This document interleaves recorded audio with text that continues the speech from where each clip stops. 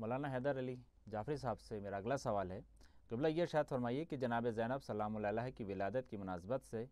Be be کی شخصیت کے حوالے سے ایک سوال تھا کہ غیر معصوم ہونے کے باوجود آپ کی خدمات دین اسلام میں کس قدر برجستہ و نمایاں ہیں، اس پر تھوڑی روشنی ڈالیے۔ جی، جناب زینب سلام اللہ علیہ کی ولادت باسعادت اور بعض تواریخ میں 15 رجب کے اندر بھی یہ تاریخ بی بی کے لیے آئی ہے، بعض روایات کے اندر، اور شعبان کے مہینے میں بھی یہ تاریخ بی بی کی ولادت کے ساتھ منسوب ہے۔ اور جناب زینب سلام اللہ علیہ کی شخصیت واقعاً اگر ہم دین مبین اسلام کے اندر جناب زینب کا کردار اسلام کے مختلف مراحل کے اندر دیکھیں کہ جو موجود ہے، خاص طور پہ امیر المومنین کے زمانے میں بھی، امام حسن کے زمانے میں بھی، اور سید الشہداء کے زمانے میں جو ابھر کے سامنے آتا ہے، کیونکہ کربلا کے اندر و عاشورہ کے اندر جس چیز نے ثمرہ دیا ہے وہ چیز تربیت امیر المومنین کے زمانے میں پائی ہے، امام حسن کے زمانے کے اندر وہ تربیت پائی ہے۔ اور واقعاً بہت ساری جگہوں کے اوپر ایک سمجھ جائیں کہ جب ہم کہتے ہیں کہ معصومین ہمارے لیے اس طرح سے نمونہ گئے، ایک اعتراض یہ کیا جاتا ہے کہ وہ معصوم ہیں، وہ شخصیات واقعاً ایک خاص لطف الہی کے مالک ہیں، لیکن غیر معصوم ہوتے ہوئے جناب زینب کی یہ شخصیت، یہ جہاد، یہ معرفت کے عقیلہ بنی ہاشم کا لقب جو خاتون پاتی ہے، اور جناب سیدہ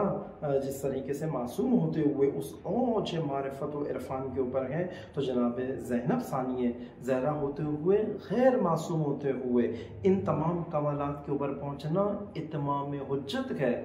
بالخصوص خواتین کے اوپر اور بالعموم تمام انسانیت کے اوپر، کہ ایک خاتون جو بحیثیت ایک بیٹی، بحیثیت ایک زوجہ، بحیثیت ایک بہن اس طریقے سے اپنا کردار ادا کرتی ہے جس کی زندگی دین کے دفاع کے محور میں گھومتی ہے۔ اور جس طریقے سے میں نے کافی جگہ پہ عرض بھی کیا ہے کہ حضرت عباس جس طریقے سے علمدار قرار پاتے ہیں کربلا کے اندر، عاشورہ سے پہلے امام حسین کی امامت اور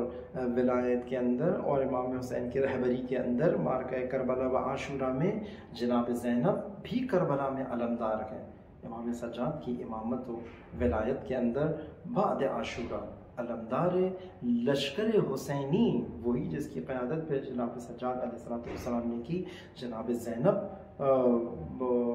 موضوع ترین شخصیت تھیں علمداری کے لیے، جو اس تحریک کو لے کے آگے جاتی ہیں، جو اس پیغام کو لے کے آگے جاتی ہیں۔ اور جناب زینب کا بھی وہی کمال تھا، جہاد تبیین، جہاد تبیین، یعنی وہ حقائق، وہ حادثات کہ جس کو چھپانے کی کوشش کی گئی، جس کو تحریف کرنے کی کوشش کی گئی، اس تحریف کربلا کے مقابلے میں تبیین کربلا کا علم اٹھانا، اس تحریف عاشورہ کے مقابلے میں تبیین حسینیت کا علم اٹھانا مقصد بھی قرار پائی، جو نوخوانی کا مقصد بھی قرار پائی، جو سینہ زنی کا مقصد بھی قرار پائی، جو سخنرانی کا مقصد بھی قرار پائی، جو خطابت کا مقصد بھی قرار پائی، بلکہ عزاداری کا منشور جناب زینب سلام اللہ علیہ کی اسی تحریک کربلا کے اندر موجود ہے کہ ہمیں کرنا کیا ہے، ہدف کیا ہے، اپنے زمانے کی یزیدیت کو بے نقاب کرنا، اپنے زمانے کے یزید اور ظالم حاکم کی شناخت، اور اس کے نقاب، اس کے چہرے سے نقاب ہٹانا۔ اب ہر زمانے میں زینبی کردار ہر شخص کو، مرد اور عورت کو یہ ضرورت ہے، اور اپنے زمانے کے امام کا علمدار بننا، اپنے زمانے کے امام کا وہ پیغمبر بننا، وہ پیام رسان بننا، جو امامت کے پیغام کو تبیین کرتا ہو، اشکار کرتا ہو، بتاتا ہو، اور اس طرف لے کر جانا۔ جناب زینب سلام اللہ کی شکل کے اندر ہمارے پاس جہاد تبیین کا واقعہ وہ عالی نمونہ موجود ہے کہ غیر معصومین میں جس کی مثال ہمیں دیکھنے کو نظر نہیں آتی۔ ماشاءاللہ قبلہ، بہت خوب، بہت خوبصورت جواب دیا آپ نے۔